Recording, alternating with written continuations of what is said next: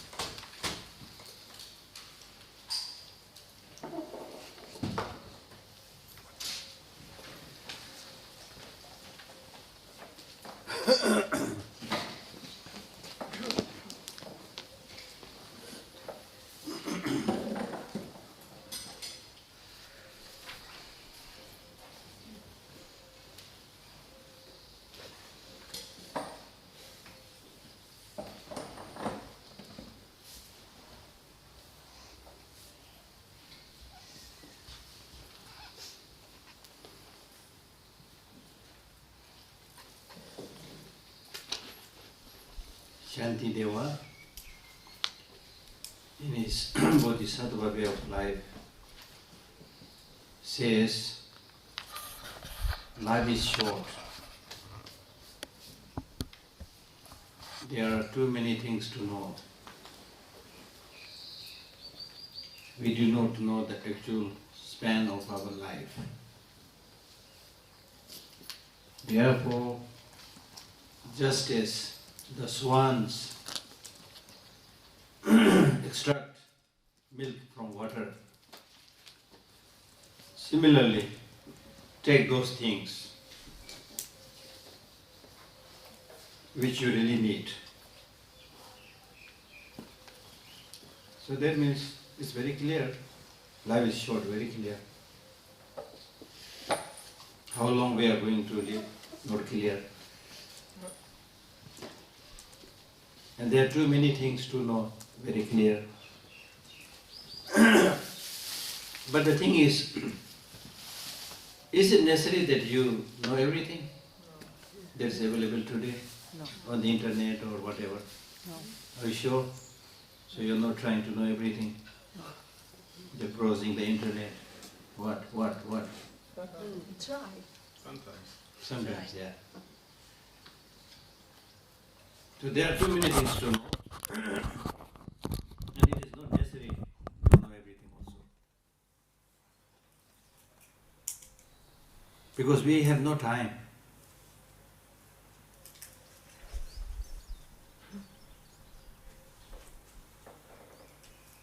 There are too many things to know because we call this age of information, and we are very proud of it.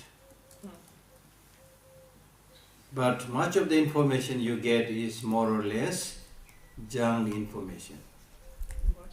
Junk that you get on the internet,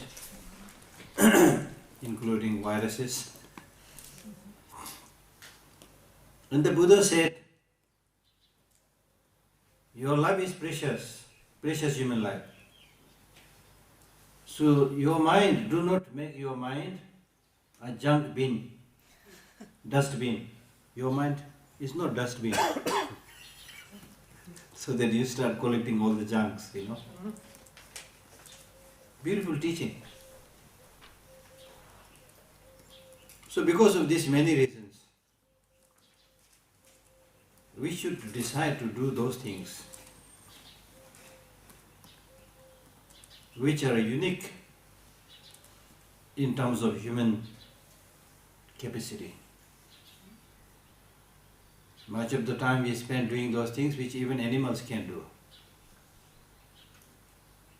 Like, for example, swimming. Somebody who we say is the best swimmer in the world and won many, many gold medals, but I don't think he's better than fish.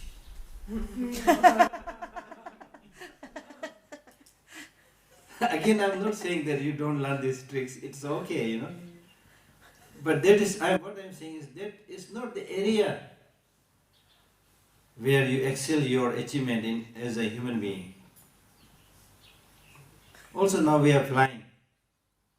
But birds have been flying for so long. And our process of flying is also not very safe, very reliable.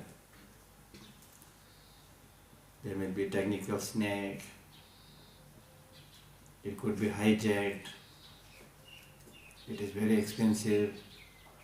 You need a visa.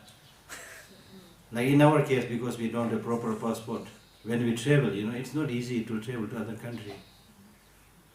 They say, oh, you need exit visa. Oh, you need return visa. Oh, you need the real visa. Then at the passport counter, they'll say, what's this?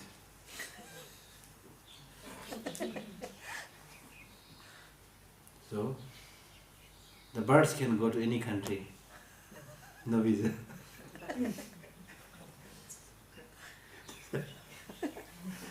So what I'm saying is, you know, there are areas where you can do like animals or birds. Like in the fashion show, you do this walking called catwalk, yeah? Which is imitating cat. So like that, there are many things that we do, which is okay, I'm not against it, but what I'm saying is, probably these are not the areas where you really show your unique human capacity.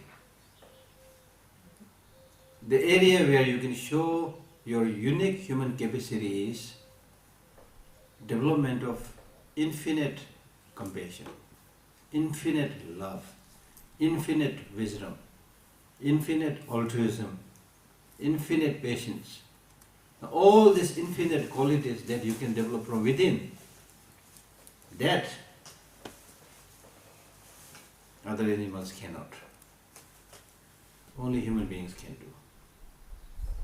So if we forget this unique capacity, rare opportunity, we call human life as precious human life, meaning that you have special opportunity and special facilities, special capacities. So if you are not able to use that to the maximum, then it is a great loss. It's a great loss. And actually, given this great human intelligence, the human beings are expected to bring peace, calm, tranquility, happiness throughout the whole universe because of this unique capacity. Like physically, because of their physically we are not so strong. We cannot fly like a bird. We cannot carry loads like an elephant or things like that. We are not very good. But because of great intelligence, we are making all these animals walk under our order. We enslave the elephants, we enslave the tiger, whatever, you know. We are able to do that. So that means if we use our human intelligence in the right way, we can bring great peace, harmony and happiness in the world. That is our job, because no other animals can do that. No birds can do that. But now see, are we doing that?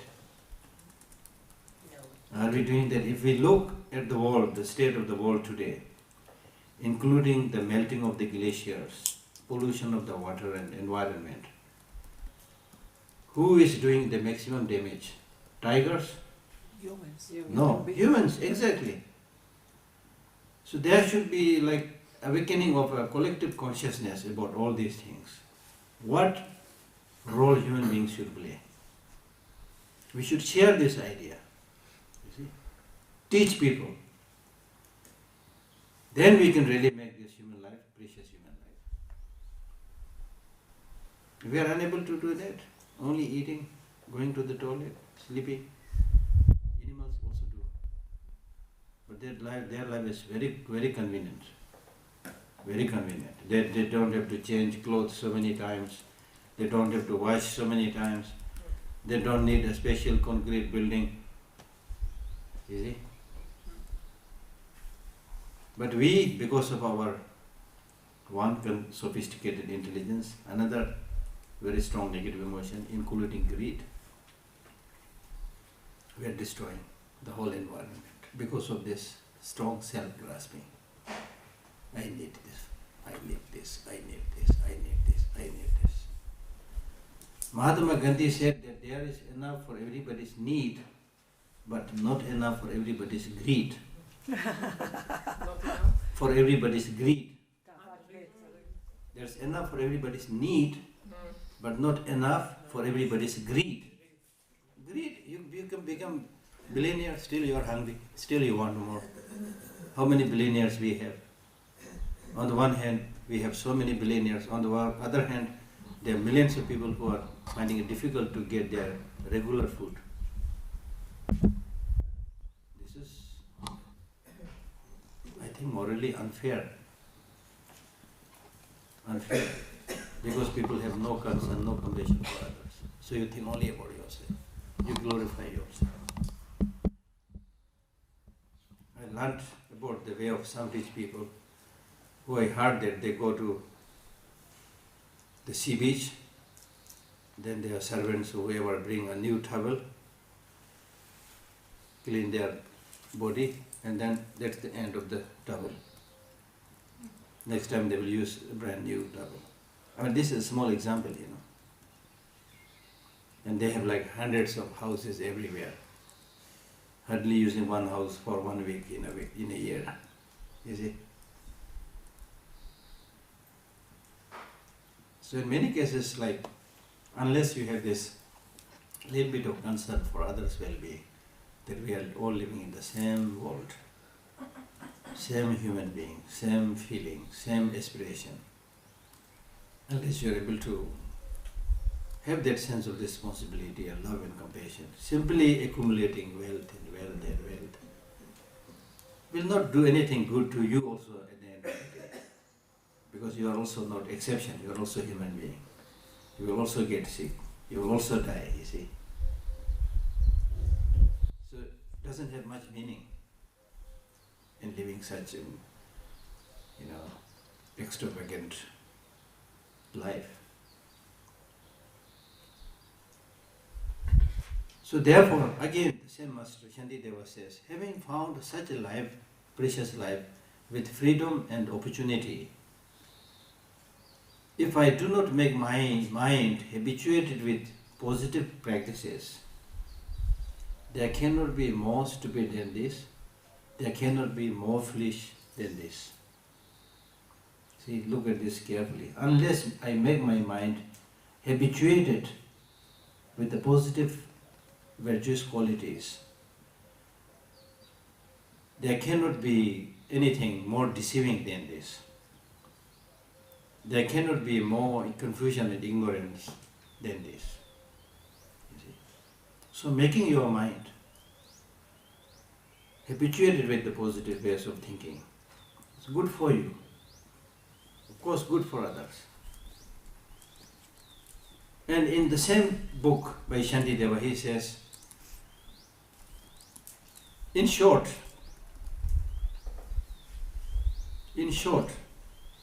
if you do not know the secret or secrecy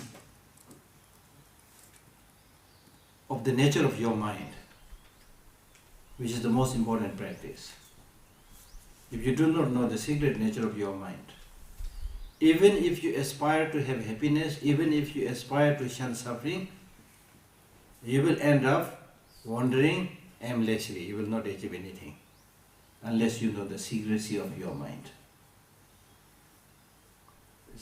It's almost like a bomb he is throwing, mind-blasting teaching, Unless you know the secrecy of your mind. Do you know the secrecy of your mind? That's the problem today.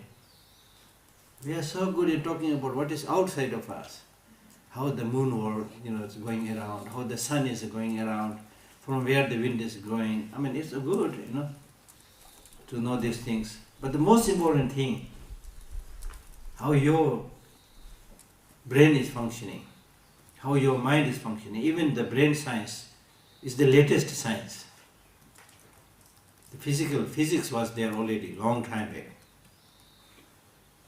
The neuroscience during the last 20 years or so, baby right now. So gradually now I've started looking inside the brain, but still not talking about a mind apart from the brain. Not much. Even those who talk about, in ancient times, yes, there were a lot of, right from the time of Aristotle, people had started talking about law of causality, law of the science of mind. We did talk about those things. But then again, the area where we did not make much attempt is, how can we then practice and live our life in such a way so that we are able to reduce these negative emotions and cultivate the positive emotions. So even when Buddha came and gave all these teachings, still it was very difficult for people to follow their practice. They were all again, like today, materialistic, only following the material pursuits and pleasures. Not much was done to transform and change one's mind. So that's why still we have all these problems and difficulties. So the reality is that unless you look within oneself and find the solution will never be found. I think that is for sure. Like if you read the world history, there were different people. Let us say two categories of people. One category of people who said that everything in the world is not so good, so let us change. That means change the system, how the government is working, which government should be there, democratic, aristocratic, dictatorial, So people thought about this. Then we had the Russian Revolution, French Revolution, I think so many revolutions. So many of these people may have a good motivation. But what they did try to do was change the system, change the outside functioning. So what did we achieve? And with this kind of thinking, millions of people died to bring about their change, their revolution. But where are we today? What did we achieve? And then there are a smaller section of people who said the best way of changing is changing one's mind. That you change. If each of the individual members change, then that is the change of the world, you see. Because the world is just a name. Society is just a name. It is only a collection of individuals. So if the individual members change, the society can change, the world can change. So there is this group of people who think in this line.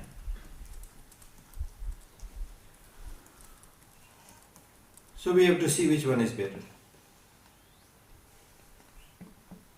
It is a bitter truth that we all know that unless your way of thinking, your mental outlook, your mental perspective change, nobody can solve your problem. That's for sure, that's clear. So similarly the world. You see, the world is not something outside of you and separate from you. World means consisting of people, including you. So even if one person changes, sometimes these days people say, oh, I need to really do good things, but I'm helpless. I'm just one individual, I can't do much. The world is too big. They say, world is like a giant wheel, and I'm a small cog in that wheel, small nail in this wheel.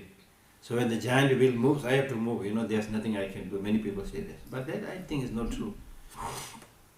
Even if you're a cog, a small nail, if you don't cooperate, probably that will help stop the movement of the big wheel, you see. So sometimes big machines don't move, they are unable to move if an important part is not there. And based on our own experience, we all know that if you develop calm,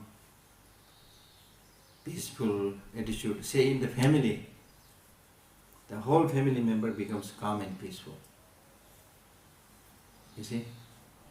If you become violent, angry, the wife becomes angry, violent, the husband also becomes like, the children also feel unhappy. You see, the whole family members get disturbed. And you know this better than me, because I live alone. I'm my cook, I'm my teacher, I'm my servant, I'm my boss, so I don't have much experience. But I can see that, you see. So therefore, what I'm saying is, even in your small family, you can see how much impact you can have by living a compassionate, loving, understanding way of life, rather than being violent, arguing and fighting, you see. So that is called Dharma in action. When you practice that, then forget about the world, for the time being. At least this small family is your world at least. So in this world, you can create that peace and happiness. Similarly, then to the neighbors, then to the bigger community, then to the bigger society, then to the whole world. That is the way. And even if you think about the world leaders today, from where the world leaders come? They come from ordinary people. So if you had a culture, a way of thinking, where there is universal sense of responsibility, where there is a love, where there is a compassion, then you can also produce such leaders. Like for example, Tibet has produced one, the Dalai Lama. You see, His Holiness Dalai Lama, who even when he lost his country, did not lose his hope, did not lose his smile, did not become violent. Imagine other leaders will be full of violence, against the Chinese leaders, day and night thinking about how to hijack an aeroplane, how to send a suicide bomber, whatever, Anybody can do that, because it's not just Tibetans doing. There are many people who don't like the Chinese regime. They will again come with, they will come and support doing things. As you see, everywhere, you see. So these disturbing things can be done also. But His Holiness Dalai Lama said, no. It's their negative emotion, not the people. It's the negative emotion which we need to tackle. So we need to learn to live together. Let us live together, learn to live together. Let us have negotiation, let us have dialogue. So as a result, now hundreds of Chinese from mainland China are coming to get His Holiness blessing and teaching these days. You see, people, because they know who is who. Who is who? That's the way. It may be difficult, but that is the way. On the other hand, if you adopt a policy of killing each other all the time, what are you going to achieve at the end of the day? After having killed hundreds and thousands of people, what are you going to achieve?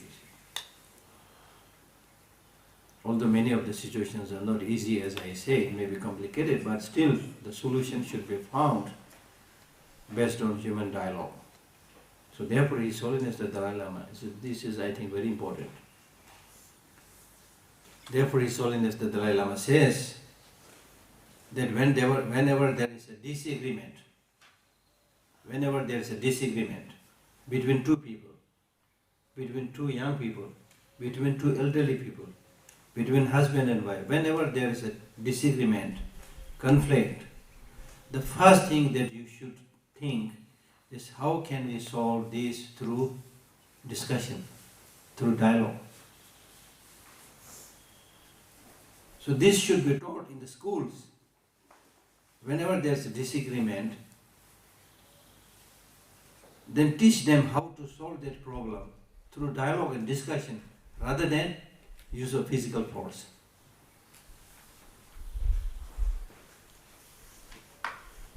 in Dharamsala, in Tibetan children's village, they opened a small garden in the school. So whenever there is a little fight or disagreement between two students, then the teachers, they would send these two students into the garden. And then they say, okay, we'll watch you, you two sit there and have discussion. Why you're fighting, why you have this disagreement. So they go there and they do some discussion, Sometimes, you just don't even want to see each other's face. That's the problem, If you see each other's face, start discussing, then many of this pent-up energy goes away. Then you become more understanding. And then after that few minutes discussion, dialogue, then they shake hands and come out. And we also have a small organization called Conflict Resolution in Dharamsala. So it's a small organization, but all the way it's organizing groups of people how to solve problems through discussion and dialogue. So these are practical implementations of Dharma to accumulate a positive karma. I am trying to explain karma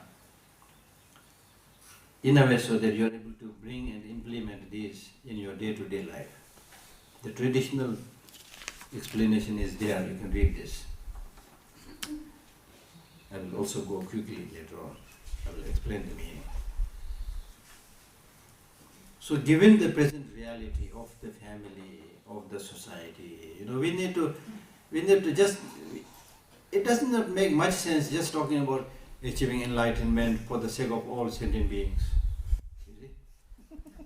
I mean, it's a great thing. We pray, as a Buddhist, we pray, do this prayer all the time. How nice if I become Buddha for the benefit of all sentient beings. For the benefit of all sentient beings. Where are these all sentient beings? How nice if I become Buddha for the benefit of all sentient beings, then fight with the neighbor. I mean, just close your eye and do some great prayer. It's very easy. Just do some prayer and, forget about real action. It's very easy. But the problem is, how would you deal with your neighbor? How are you dealing with your family members? As somebody actually said, that the global peace is easy, but the problem is the next door neighbor. That's the thing, you see. So if you are able to deal nicely and live harmoniously with your family members, with the neighbors, then it makes sense to talk about the peace of the world. So therefore somebody said, think globally, act locally.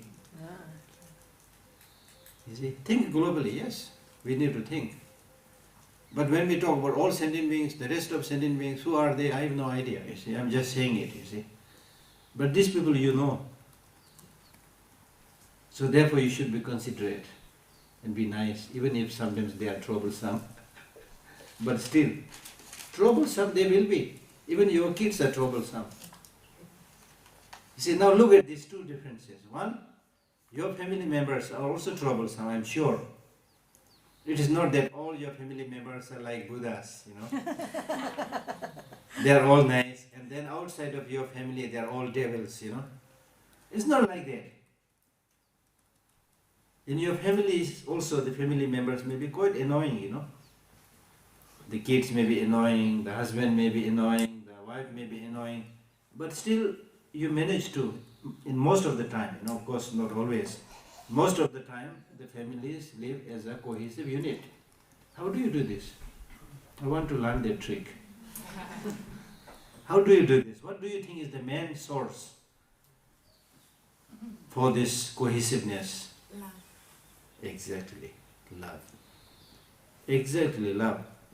Their love may be not pure, very pure, but still quite good love. So therefore, despite of differences, disliking, confusion, irritation, still you live together. But with other people you are unable to do this because